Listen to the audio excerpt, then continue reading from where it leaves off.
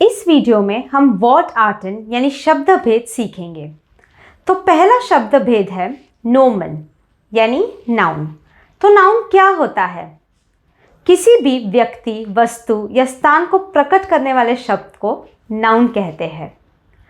पक्षी, पशु, जीव, जंतु, सजीव या निर्जीव चीज, भाव या विचार नाउन कहलाता है।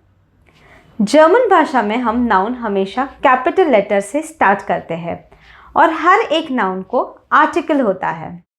अब कुछ उदाहरण देखते हैं। Ich esse einen Apfel यानी मैं एप्पल खा रही हूँ। इस वाक्य में एप्पल नाउन है, इसीलिए ए कैपिटल दिखाया गया है। अब एक और उदाहरण देखते हैं। Das ist unser Klassenzimmer। इस वाक्य में Klassenzimmer ये नाउन है, इसीलिए के कैपिटल लिखा गया है। दूसरा शब्द भेद है verben यानी verbs। हिंदी में इसे क्रिया कहा जाता है। जिन शब्दों से कार्य का करना या फिर होना व्यक्त होता है, उन शब्दों को क्रिया कहा जाता है। अब कुछ उदाहरण देखते हैं। essen यानी खाना या फिर spielen यानी खेलना। अब आपको दो चीज़ें याद रखनी है।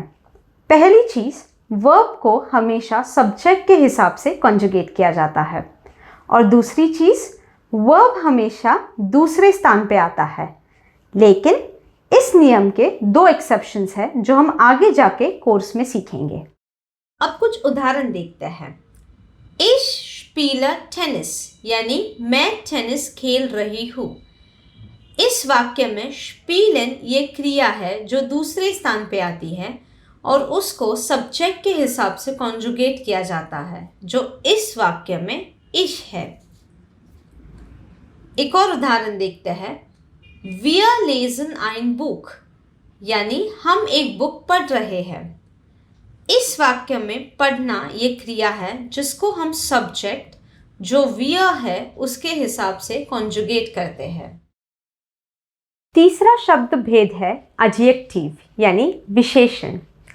विशेषण वो शब्द है जो नाम या सर्वनाम की विशेषता प्रकट करता है। वो हमें कैसे इस सवाल का जवाब देता है। आइए कुछ उदाहरण देखते हैं। Der Film ist toll यानी ये फिल्म मस्त है। ये फिल्म कैसी है? मस्त। तो इस वाक्य में मस्त ये एक विशेषण है। Das Museum ist klein यानी ये म्यूजियम छोटा है। ये म्यूजियम कैसा है? छोटा है। तो इस वाक्य में छोटा ये एक विशेषण है। अगला शब्द भेद है प्रोनोमेन यानी सर्वनाम। सर्वनाम वो शब्द होते हैं जो नाउन की स्थान पर प्रयोग किए जाते हैं। तो आइए कुछ उदाहरण देखते हैं। Aryan ist 11 Jahre alt, er liest gern यानी आर्यन 11 साल का है, उसे पढ़ना पसंद है। इस उदाहरण में हम दूसरे वाक्य में आर्यन के बजाय एर यानी ही यूज कर रहे हैं, तो एर इस वाक्य में सर्वनाम है। Das ist Clara, sie ist Lehrerin von Beruf यानी ये क्लारा है, वो पेशे से एक शिक्षिका है। इस उदाहरण में हम दूसरे वाक्य में क्लारा की बजाय जी यूज कर रहे हैं यानी शी, तो जी इस वाक्य में सर्वनाम है। अगला शब्द भेद है प्रेपोजिशनन यानी प्रेपोजिशंस। प्रेपोजिशंस वो शब्द होते हैं जो नाम या फिर सर्वनाम के साथ आते हैं और वो हमें समय, स्थान या फिर व्यक्ति के बारे में कुछ बताते हैं। तो आइए कुछ उदाहरण देखते हैं। Ich komme um 5 Uhr यानी मैं 5 बजे आऊंगी। इस वाक्य में ये शब्द हमें टाइम के बारे में बता रहा है, तो एक प्रेपोजिशन है। दूसरा उदाहरण है Wir gehen durch einen Wald यानी हम जंगल से गुजर रहे हैं।